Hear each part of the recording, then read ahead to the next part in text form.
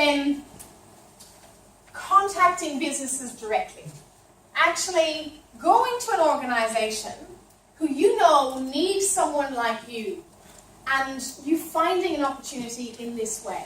That's the next hidden job market strategy I'd like us to have a bit of a look at.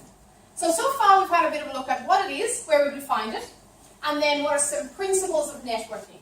How we can actually use these strategies to meet people and leverage off connections, and how to do things in the right particular way and ask the right questions. If we move it up another level, what about targeting specific organizations? In this way, you go straight to straight to find the person who could actually hire you in that particular organization. And to do this, you need to follow a number of, again, rules.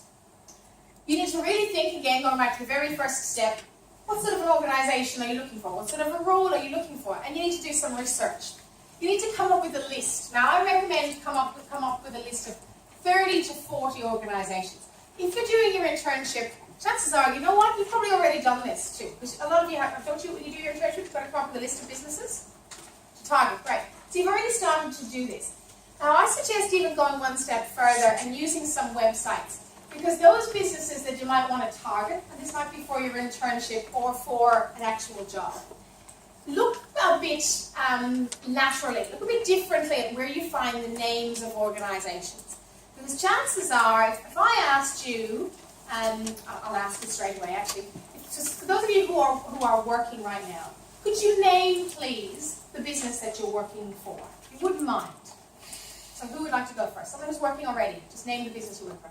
Redback Conferencing? Redback Conferencing. Anyone here heard of Redback Conferencing before? No.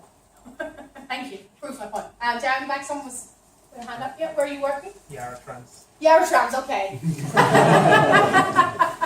Doesn't prove my point, but not everyone would have heard of Yaratrans. How's it going? Pretty good. Excellent. Great place, yeah. Who else? Blueprint? Blueprint. Who's heard of Blueprint? Some of you might have, some of you might not. So, again, the point here is that the majority of the businesses that you probably will end up working for, you've never heard of them. And not a lot of people have heard of them. Of course, there's the big ones. There's the IBM, there's the Intel, there's the HP, the, Yaratrans and BP and Qantas. And of course, there are those ones. But, they could be on your list, and that's great.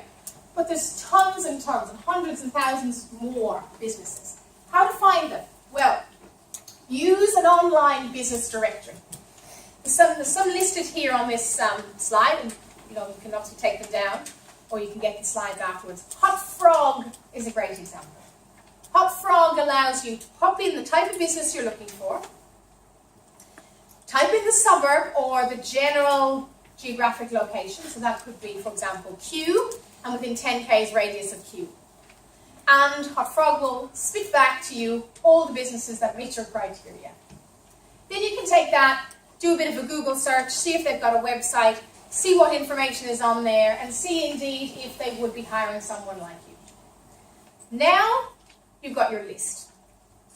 Now you need to do the next step, which is actually action your list. Apart from HotFrog, you could try dlook, D for directory, dlook.com.au. You could try the local council that we mentioned earlier on. You could, if you want to work for perhaps startups, venture capital organisations, or listed organisations, the Australian Stock Exchange lists all the businesses there. If you're in some sort of cutting edge technology, great place to start, because all those, I'm working with one at the moment which is into very specific cyber security, for example, and they just recently listed on the Australian Stock Exchange. Australian Chamber of Commerce and Industry, the Victorian Chamber of Commerce and Industry, and then for a list of 500 IT businesses, the AIIA. The AIIA is the Australian Information Industries Association. That's basically like the ACS for business. And anyone who's anyone in IT will be involved there. They have paid events, but also free events as well. And again, you're really looking at sort of the really business end of IT there. But again, great networking opportunity. But a great place for you just to find names of businesses. Aussie Small Biz, if you're interested in, perhaps if you feel you suit small business culture or micro business culture, 10, 20 people, Aussie Small Biz will give you a good opportunity as well. So these are great places for you to start to find your list. Here's some other ones. I mean, there's tons and tons of them. Nationwide Business Directory, Aussie Business Listing, Yalwa. There's tons and tons of them. You're probably better at finding them than even I would.